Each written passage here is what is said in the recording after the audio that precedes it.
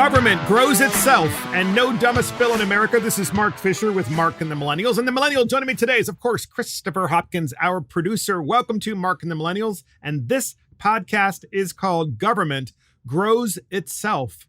Or we could also say, how does government grow itself? Why does it just keep getting bigger? In many cases, all by itself?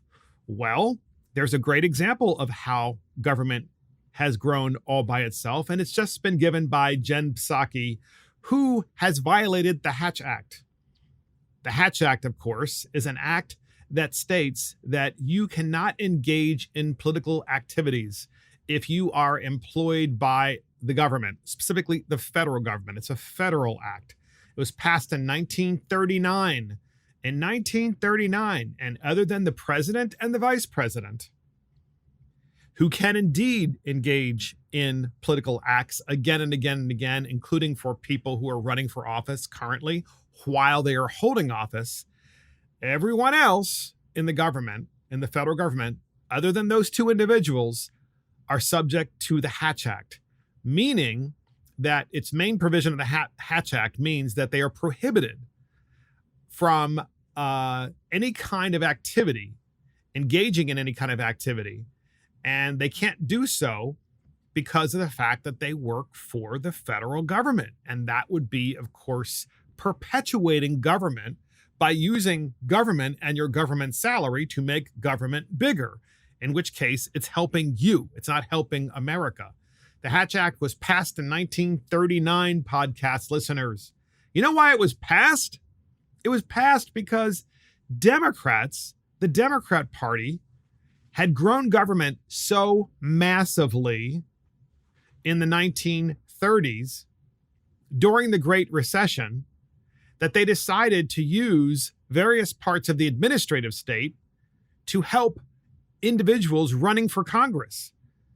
So get this, Democrat Party politicians and employees of the Works Progress Administration, the WPA, which was established by Franklin D. Roosevelt during the Great Depression, they were helping individuals trying to get elected in Congress in the 1938 congressional elections. And they provided those employees, those civil service employees of the WPA, federal government employees, were trying to assist individuals across America who were running for office. In other words, they were trying to take over government by using government to take over elected government, which is exactly why the Hatch Act was put into place. And now, fast forward into the 21st century, 2021, we have the exact same thing happening all over again. It's just amazing, too, how so many people, while they say, well, that's a Hatch Act violation, they don't really understand how incredibly serious it is. Because think this through for a moment. If you have people who work for the federal government and they can use the largesse of the federal government, the bullhorn that they have, and that they can use to get information to the media as a result of working for the federal government, and they can also use their salary and other kinds of monies in their department to promote political issues and mask them as if they're not political issues and help their side, if you will, get elected, then they're not only just perpetuating government itself and making it bigger, but they are actually taking over a democracy and turning it into a complete and utter socialist economy, and probably authoritarian economy too, authoritarian government. And how and why would that be the case? Because you would no longer be able to run against government, because it would be you against the government, and the government would use all of its resources to make sure you didn't get elected, which is why we have the Hatch Act.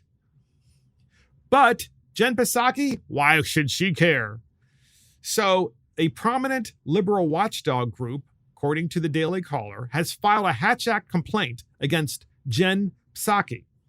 A prominent liberal watchdog group filed a Hatch Act complaint against White House Press Secretary Jen Psaki on Friday, saying her apparent endorsement of Virginia governor candidate Terry McAuliffe during a White House press briefing may have violated federal law.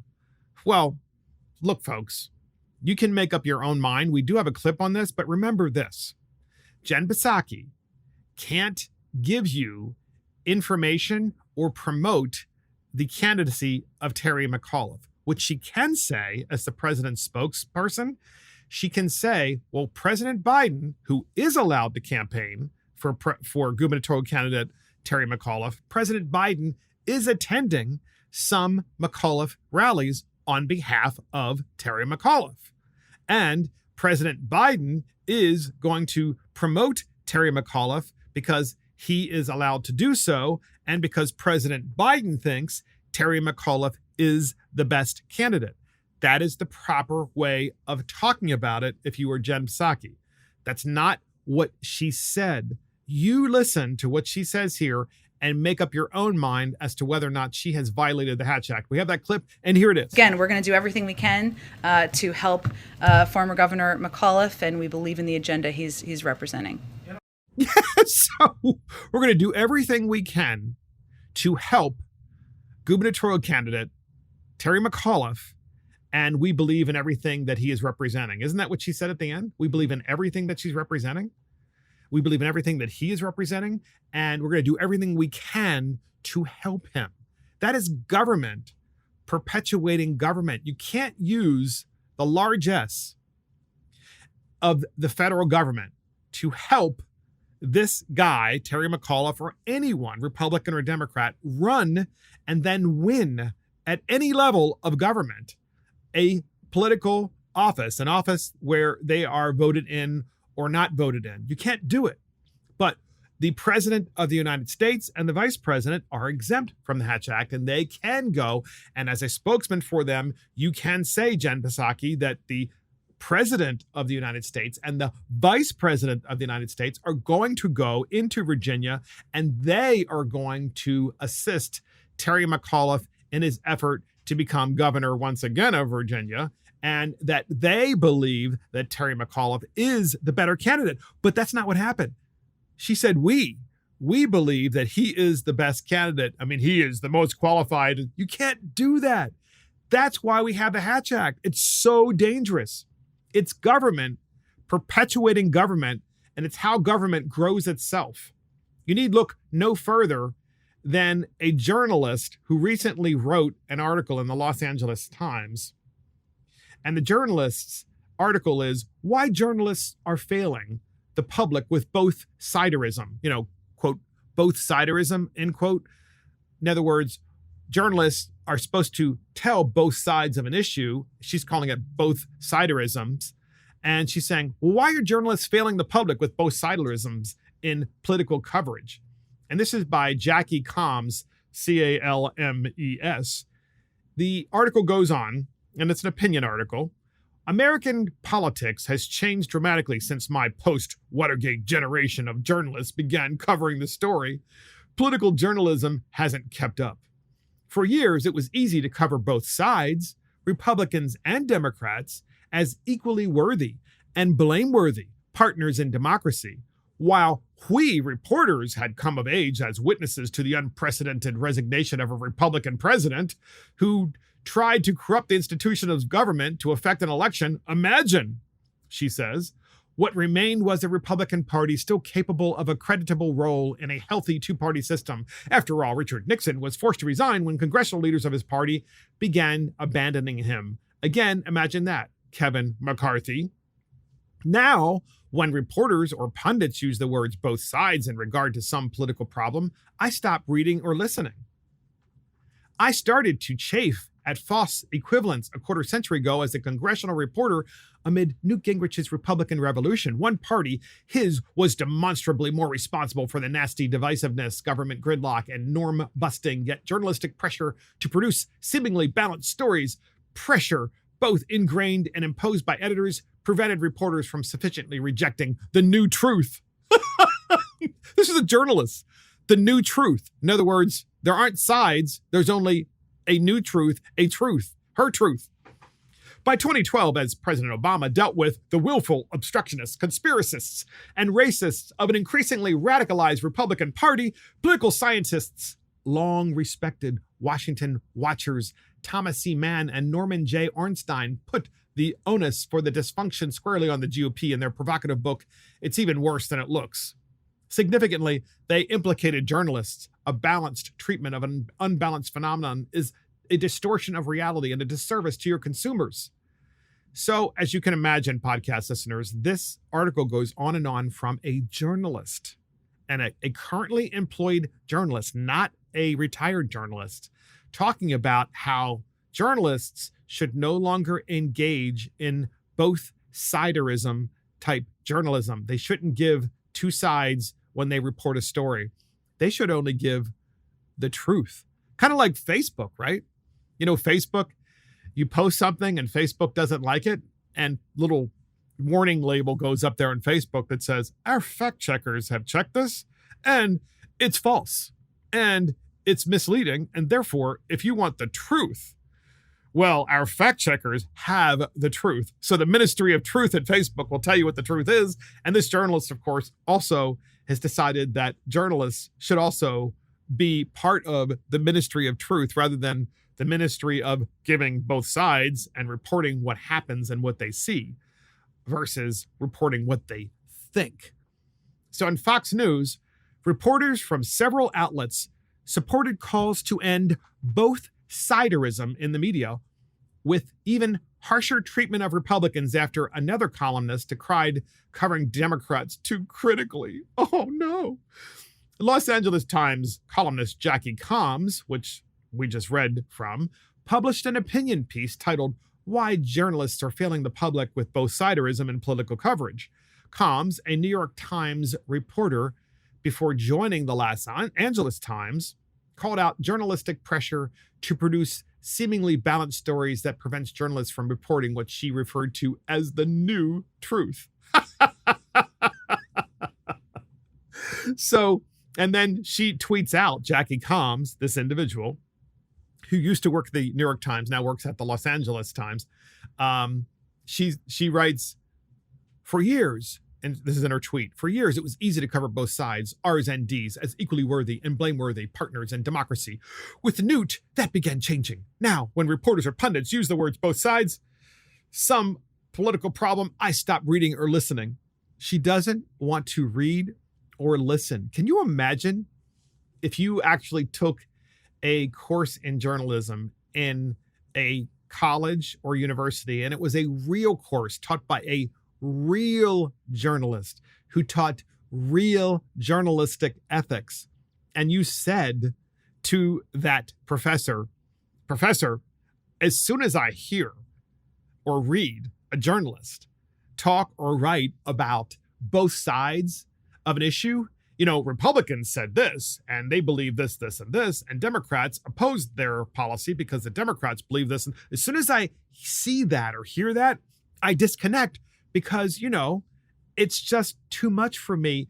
It's obviously not the truth because both siderism is no longer real journalism. Real journalism is only the truth as seen by the woke journalists such as her. Can you believe this? And you want to know why government grows itself. Government, podcasts listeners, grows itself when you have individuals violating the Hatch Act, like Jen Psaki. Government grows itself when you have journalists who completely and utterly suspend journalistic ethics and decide they are no longer going to participate in reporting both sides. Well, how do you ever get to the point where you improve government by having a conversation if the major newspapers like the New York Times and the Los Angeles Times decide they're just going to hire people who really report the truth? Like Mark Zuckerberg and the Mark Zuckerberg fact checkers. And here is proof of my point, podcast listeners, about not being capable of really listening to both sides or even acknowledging that there is both siderism today in America. The Bloomberg TV channel is a news channel. It's kind of like one of those 24/7 news channels, and they have all different kinds of news. It's typically based on business news, but they also spend an enormous amount of time on politics. Of course, Bloomberg does, because Michael Bloomberg is a progressive. But naturally, he's a progressive because he wants to keep his billions. So he tries to pretend, that he's actually with the progressives. So his channel only hires the same types of people as Michael Bloomberg. In other words, they only hire people that they can control. And they hire people who are reporters that only they can control, as well as reporters who are going to give out information about just the right politicians, the politicians that they want elected. Well, good old Emily Chang, she produces the show Bloomberg Technology. So she is the host of that show and she produces it for Bloomberg. And Emily Chang was interviewing David Sacks. And for those of you in podcast land, David Sacks is a very successful tech entrepreneur from the greater San Francisco area.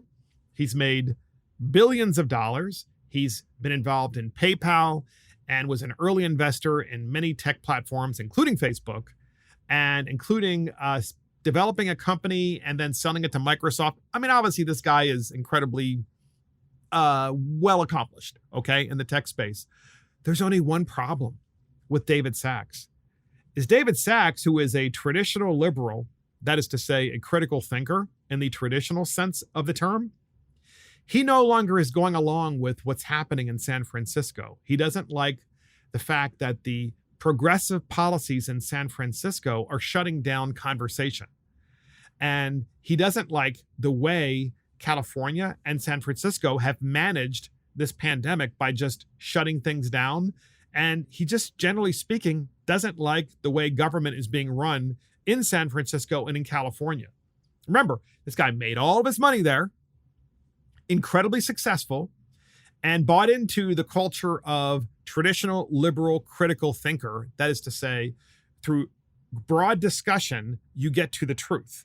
And discussion that you don't fear people with an opposing opinion, and you keep discussing it with someone else through the Socratic method. You keep debating back and forth, and at some point, you get to the truth. That is the traditional liberal thinking, but that's all blown away, of course, because naturally in America, you don't have journalists who actually want to allow that. It's only what they're trying to get you to see or listen to, just like what you heard from that journalist who was writing in the Los Angeles Times. So Emily Chang of Bloomberg Technology is interviewing David Sacks. And she talks to David Sacks, and she can tell she's really upset that David Sacks, this quintessential San Francisco, highly successful entrepreneur, is supporting, not just through words, but through putting together fundraising efforts of Governor DeSantis of Florida. Now, obviously, he's putting money together for Governor DeSantis of Florida, not just so DeSantis can look at maybe running for governor again, but potentially run for president of the United States. And this is a big schism, right, in the Democrat Party when you have the traditional liberal Democrats who are free thinkers who are going, you know what? My party is no longer the party of free thinkers, and have someone of this success from the tech center of the globe, Silicon Valley, say, you know what? I'm not just coming out for Governor DeSantis, I'm raising money for him. And you can imagine the kind of money that this guy can raise. So Bloomberg Technology producer, Emily Chang, you can tell she's very, very upset. Listen how she frames remember, she's supposed to be a journalist. Listen how she frames this series of questions and listen to David Sacks's epic response. We have the first clip up, and here it is. I do want to ask you about the fundraiser you're hosting for Florida Governor Ron DeSantis, who obviously is a very divisive figure, has made some choices that are questionable when it comes to public health. I know that you don't necessarily agree with all of them, but why do you support such a divisive candidate? Especially given the global health crisis we are still facing. So there you go, Emily Chang. Podcast listeners, look, if you want to know why our media, and you want the great example of why our media is so corrupt, there's the question. The question should have been, David Sacks, you're a very successful entrepreneur from Silicon Valley. why is it that you're supporting Governor DeSantis? Because my understanding, David Sachs, is that you have always been traditionally on the left side of the aisle. Why? Why now? That would have been a very good, accurate question. What did she say instead?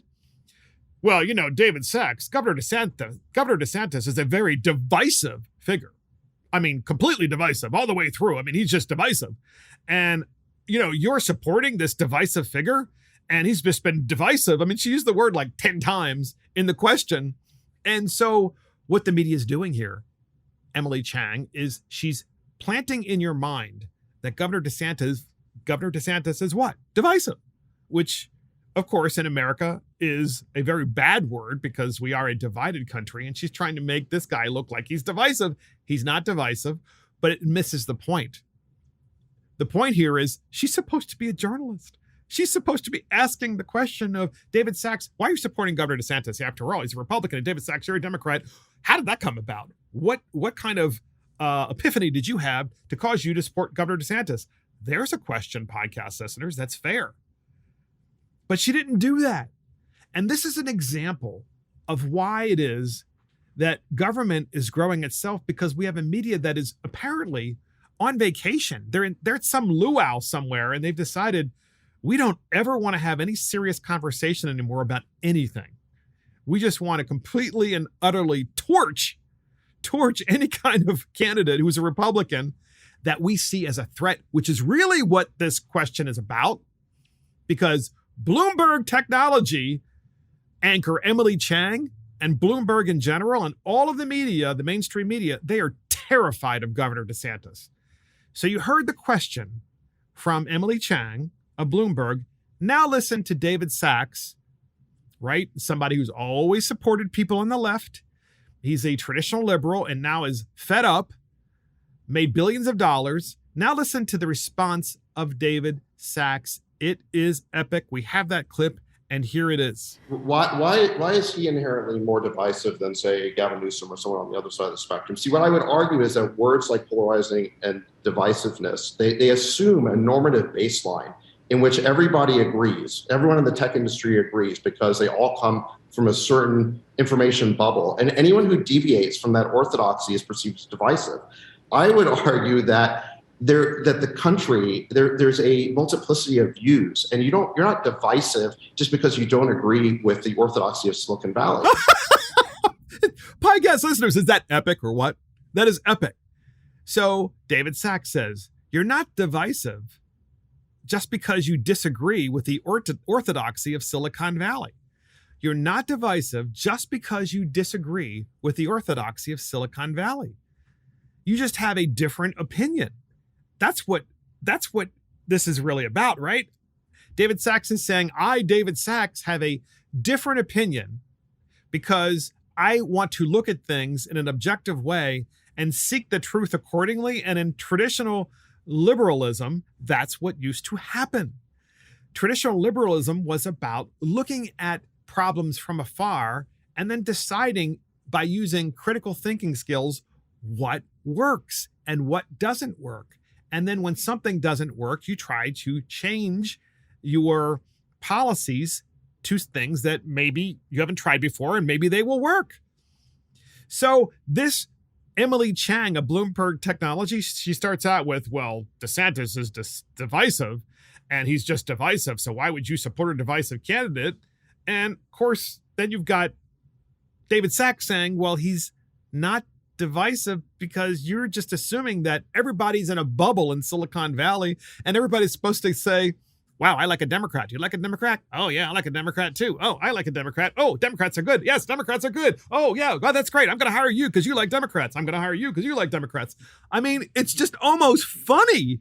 It's almost funny, stupid funny, because these people, it's like they're robots. And David Sachs decided to get out of that robotic mentality, and he's actually got a critical thinking mind, and he challenges this tool of Bloomberg's technology channel. So we have a final clip in this series, and it is Emily Chang from Bloomberg Technology. She asks David Sachs, well, why DeSantis over all of the other candidates? Why not the mayor of Miami, Mayor Suarez? Why DeSantis? I mean, come on. And there's something behind this question. We're going to explain it in a minute, but first listen to this clip. We have the clip and here it is. But why DeSantis over many of the other candidates who you could host fundraisers for? I mean, I know you're bullish on Florida, but DeSantis and Mayor Suarez, who was actually on the show earlier this hour, are on different ends of the spectrum. I've donated to Suarez too, but I like both of them. I like Suarez because he's been extremely welcoming towards the tech ecosystem in Miami. I think that's a smart strategy. I don't get why the politicians in San Francisco don't do that. I mean, they're killing the golden goose. In terms of why I like DeSantis, he was the first governor to stop these insane lockdowns. And, you know, he found the right policy on lockdowns, which was to stop them. And he did it despite an extremely hostile media. So I respect that. When somebody takes the right position on an issue, despite the hostility of the media, that's something I can really respect. That's why I support it. So David Sachs, when someone takes a position, and it is a principled position, in spite of the media coming after them, he really respects that. Now, that, ladies and gentlemen, is the traditional critical liberal thinker in the traditional form of being a liberal. And that's David Sachs. And obviously, that is a dying breed of individual because it just is. You just don't see these individuals very often, right? They don't typically rear their heads. But David Sachs can do this now because he's already a billionaire and there's nothing they can do to hurt him, they being the media and Silicon Valley. But nonetheless, Bloomberg Technology is blown away because they're like, well, this guy's super powerful. He's super influential. This is really bad. He's coming out for DeSantis. And then Emily Chang of Bloomberg Technology asks in that clip that you just heard, she says, well, what about Mayor Suarez? Why don't you support him? Well, podcast listeners, Mayor Suarez is the mayor of Miami, and Mayor Suarez is a Republican. So you would think, well, Emily Chang of Bloomberg Technology, why would she even promote a mayor who is a Republican over DeSantis? Well, there's a good reason, podcast listeners, because Mayor Suarez of Miami has openly disagreed with DeSantis from the very outset of the pandemic. And Mayor Suarez wants people to continue to socially distance. He wants people to continue to wear masks inside and out. In other words, he favors mandates, Mayor Suarez does, as it relates to the pandemic. Not just then in the early days, but currently. Okay, currently. So Suarez, the mayor of Miami, disagrees with DeSantis and vice versa. They are both Republicans. Well, that just shows you that the Republican Party has people who are critical thinkers and disagree on issues. Imagine that. It's not allowed in the Democrat Party, of course, certainly not allowed in the media, because Emily Chang wanted to know if David Sachs was going to support the mayor of Miami with financial support and fundraising support, because really what Bloomberg wants is Bloomberg Technology and the Bloomberg Channel and the reporters in general at Bloomberg, they want Suarez to take on DeSantis. They want to start a war in the Republican Party because Suarez is a Cuban and Cubans in Miami are Republican. And the media is terrified of Hispanic Republicans because Hispanics being by far the fastest growing segment of the U.S. population, by far, God help the Democrat Party if they start trending towards Republicans. In Miami, they've been Republicans from day one because they came from a communist country and they know better that they don't want to return to socialism and communism.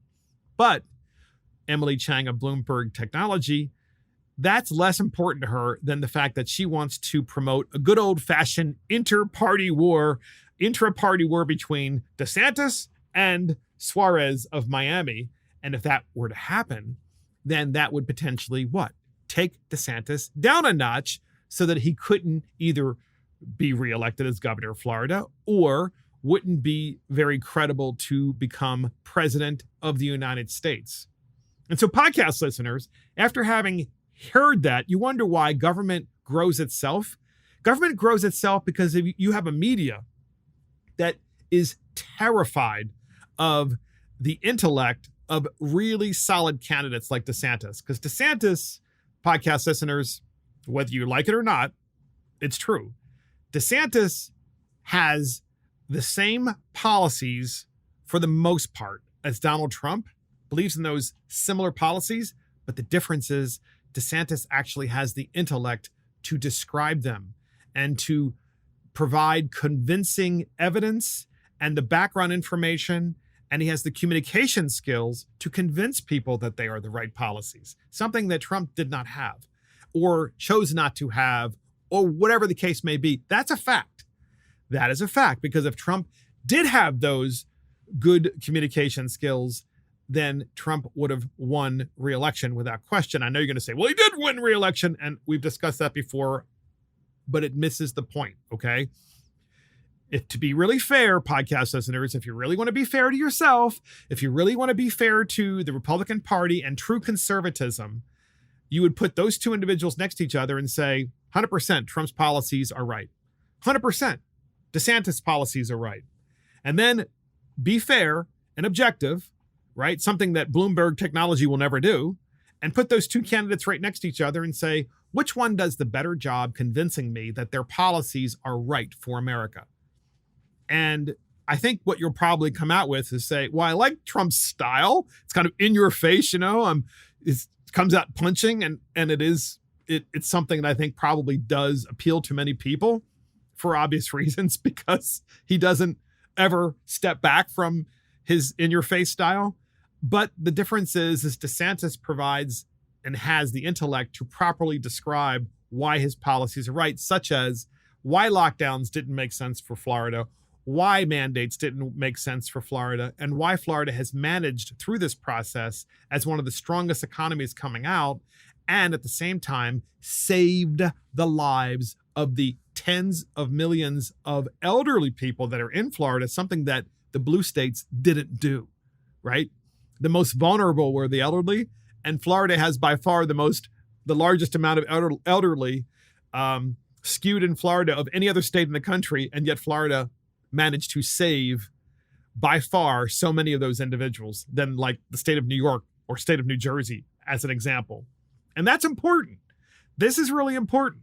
And I think it's also important to understand that Bloomberg technology, Emily Chang, as well as all of the mainstream media, they're no longer interested in really helping the process of a free and fair debate. Because listen to the question from now on, no matter who the questioner is, no matter who the media is, listen to what their question is and determine for yourselves, podcast listeners, if you think that question that's being asked is really a question that is skewed and loaded up with a bunch of bombs, or if it's fair. Next up, podcast listeners, we have Go Woke or Go Broke. And it's a good one. It's a good one. You've heard a little bit of this before, but we have a new take on it, and that is, according to Pete Buttigieg, men can get pregnant. Yes. So according to good old Mayor Pete Buttigieg, men can get pregnant, and apparently that's exactly what has happened to him. So Pete Buttigieg, podcast listeners, is currently the Secretary of Transportation of the United States of America. And Pete Buttigieg has also been on paternity leave. And he's been on paternity leave because his husband has given birth to twins, apparently. And I bring this up to you for a whole variety of reasons, which we're going to discuss shortly. But first, with Mayor Pete Buttigieg and also the Secretary of Transportation of the United States, while he has been on paternity leave, there has been this massive transportation crisis across America, and it relates to truckers and also to airline pilots. So you're the Secretary of Transportation. You have pilots at Southwest Airlines and every other major airline, by the way, podcast listeners, who have decided that they are not going to honor the vaccine mandate because it's their body and they don't want to put medicine in their bodies that they don't want. And therefore, they have used, through their unions, the right to sit back and not work. And as a result of that, you have massive groundings of airplanes and people stuck at airports and many, many, many thousands of flights that have been canceled. And Pete Buttigieg is on paternity leave. Remember, he's the Secretary of Transportation. This is an emergency. This is a national emergency. And instead, he's back with his husband, celebrating the birth of their twins, which we'll discuss in a minute how that happened. But he's not even doing his job. There's even more to the story. Then you have all these cargo ships off of the coast of California, and they can't offload their cargo. And why can't they offload their cargo? Well, because of the fact that there aren't enough truckers. And of course, that story is a lot more complicated than there just not being enough truckers. You have to be a unionized trucker in California in order to be able to drive a truck. And by the way, you also have to have the right kind of low emissions truck. And so you have a national emergency, and instead of good old Pete Buttigieg signing some sort of waiver or requesting some sort of executive order from Joe Biden that would allow all kinds of trucks, no matter what kind of truck they were, to be able to go and pick up this cargo from the port of Los Angeles. Instead of that, instead of being pragmatic and solving problems, oh no, Biden has a team that's going to go off to the United Nations Climate Summit as their green energy policies fuel inflation at home. So Pete Buttigieg will emerge from his months-long family leave in time to attend the upcoming United Nations-sponsored climate gathering in the UK. The transportation secretary has been AWOL as the country struggles with supply snarls that are kicking up inflation and enjoying store shelves, but at least he will weigh in on curbing carbon emissions. Pete will not only go along to COP26, which starts November 1 in Scotland. Indeed, he will be joined by Secretary of State Anthony Blinken, Agricultural Secretary Tom Vilsack, who's the Interior Secretary Deb Haaland, U.S. Aid Administrator Samantha Power, Brian Deese, the National Economic Council Director, Energy Secretary Jennifer Granholm, EPA Administrator Michael Regan, National Climate Advisor Gina McCarthy, and Climate Czar John Kerry, and Treasury Secretary Janet Yellen. So, yeah, of course, Janet Yellen, the Treasury Secretary, right? She's going to go to this climate summit that's being put on by the United Nations, podcast listeners. And so Pete Buttigieg, who is the Secretary of Transportation, has a national emergency at home with ships that can't offload, shelves in stores that are going empty as a result of that.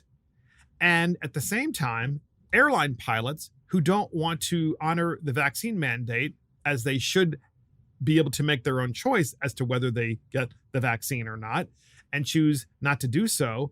And all these passengers that are being, of course, stranded.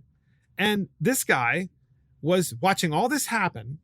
He's on paternity leave and decides to ignore it. But then when he comes out of paternity leave and early, decides he's going to go to a climate summit. A climate summit? I mean, can you imagine? It's almost hard to believe. And here's the problem. Here's how government grows government, which is the title of this podcast, really. Government grows government because unelected bureaucrats are never held accountable for their incompetence. So here's a guy who's the Secretary of Transportation, completely and utterly incompetent, and he's not being held to account for just not caring about how the country is falling apart because our transportation system is not working, clearly. And that's why we're doing the Go Woke or Go Broke for Pete Buttigieg, because instead of dealing with what matters most, getting planes in the air, getting people safely to their destinations, getting goods and services safely to their destinations, having the goods and services offloaded from ships coming from all over the world. Instead of doing that, instead of focusing on that, good old Pete's on paternity leave. And that's okay. Why?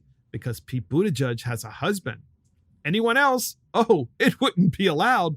But it's Go Woke or Go Broke because it's okay because he has a husband. If it were anyone else, it would not be. Can you imagine the media podcast listeners, how they would torch a Republican if a Republican decided that they're going to go on paternity leave, and while the country is literally falling apart? So, in the Gateway Pundit, what supply chain crisis? Transportation Secretary Pete Buttigieg has been on paid paternity leave since August.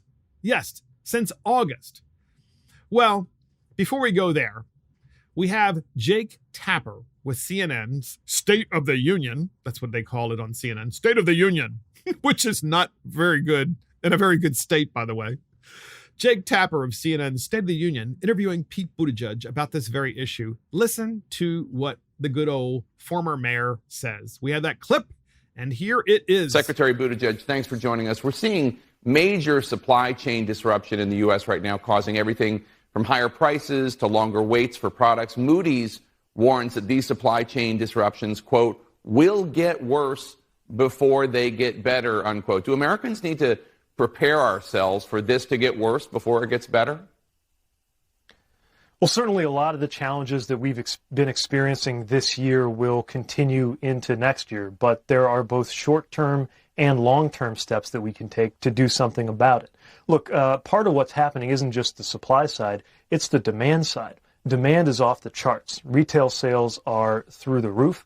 And if you think about those images of ships, for example, waiting at anchor on the West Coast, every one of those ships is full of record amounts of goods that Americans are buying because demand is up, because income is up, because the president has successfully guided this economy out of the teeth of a terrifying recession. Yeah, so that's Pete Buttigieg on State of the Union with Jake Tapper, basically saying that the whole reason that you have this backup of ships is because of the fact that the economy is just booming. And that's the real reason, is you have so much stuff coming into the country because the economy is doing so well that's why there isn't enough stuff on the shelves. This is identical, podcast listeners. This is identical to the former Soviet Union. And we've talked about this before. It's identical to the former Soviet Union when the Soviet state press would say on TV that the reason that there aren't items on the shelves for you to buy, the reason there isn't enough food is because there's a record harvest and there aren't enough people to harvest and pick all of the food. And that's why there isn't any food on the shelves. And people, of course, never believed it in the Soviet Union because it would happen year in and year out where you would have the media lie, just outright lie in the Soviet Union. And then, of course, the reality of life was completely different from what you were watching on TV, exactly like this. So in the Daily Wire, it says, Buttigieg has been slammed for claiming the supply chain clog caused by Biden's success would make Trump blush. So Biden's success is so great, Trump would blush. Transportation Secretary Pete Buttigieg faced criticism on Sunday over a remark that he made earlier in the day during a CNN interview where he claimed that the supply chain clog that is currently hitting the U.S. economy is partially due to how successfully President Joe Biden has managed the economy, despite skyrocketing inflation and millions quitting their jobs. Buttigieg, who has faced criticism recently over the revelation that he has been on paid paternity leave for approximately 2 months, made the remarks during an interview on CNN's State of the Union with host Jake Tapper, as you just heard. So, quote, and if you think about those images of ships, for example, waiting at an anchor on the West Coast, according to Pete Buttigieg, you know every one of those ships is full of record amounts of goods that Americans are buying because demand is up, because income is up, because the president has successfully guided this economy out of the teeth of a terrifying recession. We're going into recession. Despite all the spending, we're going into recession because of these idiots. So here are some of the following responses. We have some responses of Pete Buttigieg's claim. So you heard Buttigieg, the economy is doing great, record amounts of money in the economy. There's no problems. It's a good problem that we have. It's not a bad problem. So lots of people responded on Twitter and elsewhere to Pete Buttigieg's claims. So here's Senator Ted Cruz's response. Dem talking points, quote, the supply chain is broken down. Goods can't get in and inflation is skyrocketing because things are so damn good. And this will continue. By winter, things will be so good, there will be no Christmas presents whatsoever. CNN, yes, that makes sense. Senator Ted Cruz put that out there. Stephen Law, who's the CEO of Senate Leadership Fund, says, I still can't get over that. In the middle of a real transportation crisis, Biden's transportation secretary reappears after a lengthy secret leave when literally no one was in charge of the Department of Transportation to shovel out this drivel on national TV. Tim Murtaugh, former Trump campaign spokesman, quote, so let's make sure we understand the spin here. Basically, they're saying that everything sucks because Biden is so awesome. Houston Keene, Fox News reporter, quote, so let me get this straight. The economy is doing so well that the supply chain is crumbling? That's not how supply chains work. That's how recessions work. Josh Krashar, National Journal, paging fact checkers. And it just goes on and on and on, as you can possibly imagine. And that's good old Pete Buttigieg, who actually thinks that we're going to buy this. And podcast listeners, this is the problem. It's one of the reasons why it's so important to pay attention to the way journalists ask questions, but then don't ask any challenging questions of Democrats like Pete Buttigieg. You heard Jake Tapper? Did Jake Tapper ask him any kind of follow-up, like, challenging question? Like, sir, don't you think that the transportation system of the United States of America is probably a little bit more important than your 2-month paternity leave or coming off of paternity leave and going to a climate summit instead of solving the current transportation crisis? And so we are doing this Go Woke or Go Broke, which is a longer Go Woke or Go Broke, because it's so fun to expose the idiocy of the media and also to expose Pete Buttigieg for the complete tool that he is. Proof be known. So Pete Buttigieg and his husband, they are on paternity leave, at least Pete Buttigieg is, because they had twin babies. And those twin babies are shown in a picture, and we're going to talk about that picture in a moment. But first, podcast listeners, we want you to listen to this clip, okay? The clip is describing, the news is, I think it's Wish TV that's reporting about these two individuals, and they're each holding a baby. So they're each holding one of the twins together. And we're going to describe the picture, and they show the same picture throughout all of the media. We have this clip. Please listen first, and then we're going to describe this. Here is the clip. Pete Buttigieg and his husband Chasten are now the parents of twins. The transportation secretary and former South Bend mayor posted this picture on Instagram. Buttigieg says that he and his husband are delighted to welcome Penelope Rose and Joseph August to their family. The couple thanked everyone for the kind wishes since they first shared the news last month that they would become parents. So they're so happy because they have both become parents. Now, podcast listeners, I want to describe to you the picture that all the media has shown. And it's the picture, by the way, that Pete Buttigieg has put out there on Twitter. So it's not some picture that someone else has doctored or what have you. This is the picture that Pete Buttigieg wants you to see to provide incredibly unrealistic and confusing graphics to everyone, especially, of course, to children, because that's what Pete Buttigieg is all about. He's a big liar. So the picture is of Pete Buttigieg and his husband. They're in the hospital. They're both sitting together in a hospital bed, and we all know what those hospital beds look like. You know, you've got the little things that help you get up on either side, you know, and they're rolled up now, and they're both sitting together, sitting up. They're each holding one of the twin infants, and they're both looking at each other. And the implication, podcast listeners, is what? Pete Buttigieg had this picture taken in a hospital to make you think that somehow his husband gave birth to these twins. Why else would they be sitting in a hospital bed together inside of a hospital room as if they're in a maternity ward and his husband had just given birth? It's exactly what they're trying to convey to you. What are they trying to convey specifically? They're trying to convey to you that men can get pregnant and that men can have babies. And that is a lie. And that is a lie. And someone who would be willing to lie about something so fundamental as that would be willing to lie about anything. Anything. And that picture describes all that you need to know about Pete Buttigieg.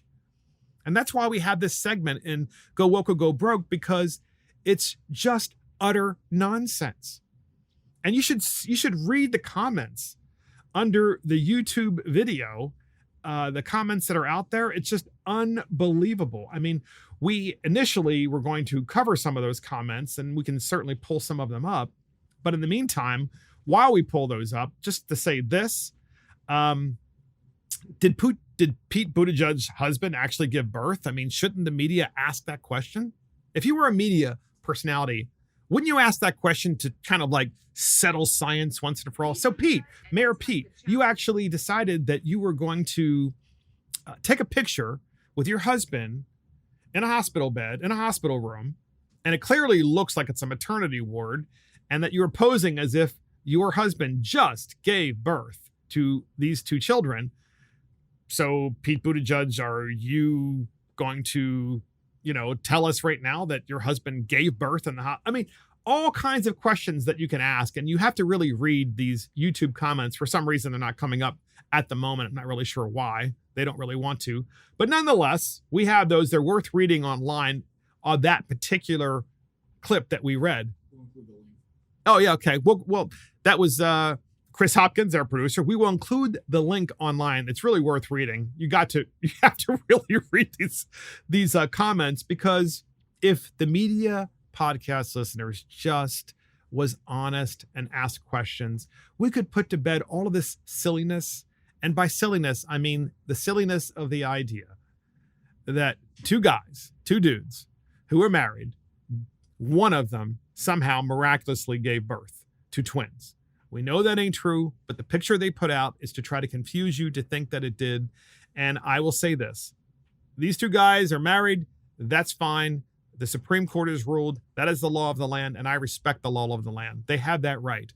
What bothers me, and it's bothered me for a long time, is I think it's really sad when you intentionally deny a child a mother and a father, because every child ultimately should have a mother and father. And we know that things don't always work out, as we've always said, in traditional marriages. But it's important for that parent to stay involved. But to openly deny a child a mother, and a mother is not a man, to openly deny a child that is wrong. And I will say that until the day that I die. I know that it's wrong, because the most well-adjusted children are those children who have the parents involved in their lives. And a mother is a woman and a father is a man. And podcast listeners, men can't give birth. It's about high time the press starts asking these difficult questions. Can you imagine? Difficult question. So next up, separation of church and state. So this podcast, of course, is about how government grows itself. And we know that part of that is because in churches, you're not technically supposed to use the church as a political organization. That is to say, the church itself, or each individual church, is not supposed to get lock, stock, and barrel behind a candidate and then use all of the church's resources that, by the way, are in a nonprofit, because a church, by the way, podcast listeners, is a nonprofit. It doesn't pay state tax. It doesn't pay property tax. It doesn't pay federal estate income tax. It doesn't pay sales tax. It pays no tax.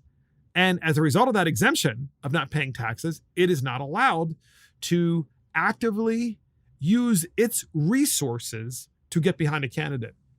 Didn't stop Kamala Harris, podcast listeners, because Kamala Harris appears in a law-breaking video because, nothing really matters anymore to Democrats. There are no laws that apply to them because there's no media that will call them out on it. So in red state, when it comes to politics, nothing matters anymore. At least that's true as long as you are a Democrat. And Kamala Harris illustrated that perfectly yesterday with the release of a law-breaking video. In it, she clearly endorses Terry McAuliffe to be Virginia's next governor, which is technically allowed for the vice president, right? Because she's exempt from the Hatch Act. She can do that. Yet, it's where the video is going to be played that ought to be leading to legal consequences. So again, Kamala Harris cut a video. She's saying, you need to vote for Terry McAuliffe. He's the best person since sliced bread in Virginia. Naturally, he's a nice progressive, so vote for him, blah, blah. She's allowed to do that. She's exempt from the Hatch Act, as is President Joe Biden, as we discussed before. But what's different is that this video is going to be played in 300 black churches across Virginia. And that's problematic because the implication here is those churches are going to use their considerable resources to do what? They're going to use their considerable resources that are nonprofit resources that aren't taxed to get behind a single candidate. And you have a president and a vice president of the United States specifically who are enabling that. So they are knowingly breaking the law. And of course, what's the point of having laws if they're never followed? What's the point of having laws if you have a media that never asks the questions? Well, here is the first part of Kamala Harris's comments to these churches. We had that clip, podcast listeners, and here it is. Greetings, everyone. So when I was growing up, we sang in the choir at Oakland's 23rd Avenue Church of God. We sang hymns about how faith combined with determination will see us through difficult times. And we were taught that it was our sacred responsibility to raise our voice and lift up the voices of our community. One of the most significant ways I believe that we can each use our voice is through our vote. So Virginians, you have the opportunity now to raise your voice through your vote, because it's election time. As you know, this is an important election coming up on Tuesday, November 2nd, and early voting is already underway. I believe that my friend Terry McAuliffe is the leader Virginia needs at this moment. So podcast listeners, so much in there. So Kamala just said, early voting has started. Early voting has started, which means that's code to all 300 of these black churches where this video is going to be shown. It was specifically cut by Kamala Harris to be shown in those churches. It's basically Kamala Harris saying, well, early voting has started. You need to get out and vote. And you need to get out and vote for Terry McAuliffe. And then, of course, shortly thereafter, you're going to have a pastor that gets up and says, well, you heard what Kamala said. And it's so funny because Kamala then starts out that particular video saying, when she went to church when she was younger, it was wonderful because she was just so religious. Podcast listeners, do any of you believe that Kamala Harris was ever in her lifetime a religious person? I don't believe it for 1 minute. I don't think Kamala Harris believes in anything. She believes in herself, maybe. She believes in government, and government is her God. She doesn't believe in God. She doesn't believe in religion. She doesn't believe in any kind of organized religion. She's everything that she's done in her life is antithetical to religion. And here she is trying to use religion to get a guy like Terry McAuliffe, who also believes in nothing, only believes in government, elected. I mean, if you're black and you're in America and you're in Virginia in particular, and you see this video, you should be offended. You should be offended that people who don't care about religion whatsoever, the same people that shut down your churches during the lockdowns, those people, remember, those are the people that are telling you to vote for them. And that somehow they're religious. What a joke. We have a second part of this video with Kamala Harris.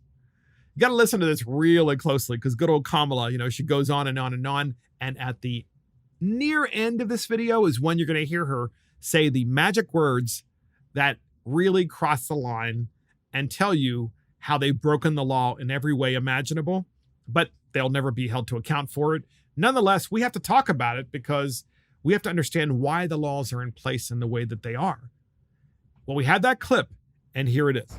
In 2020, more Virginians voted than ever before, and because you did, you helped send President Joe Biden and me to the White House. This year, I know that you will send Terry McAuliffe back to Richmond. So early voting has already started, and this is the first year that you can vote on Sundays. So please vote after today's service. And if you cannot vote today, make a plan to go vote. Go to iwillvote.com. Vote after today's service, because now in Virginia, you can vote on Sundays. And who do you think put that law into place? The Democrats. And all they're doing is using these black families and black churchgoers and black churches. The Democrats are using them. They could care less. They've been using the black families and black churches for years. And so she's saying, and after church, go vote.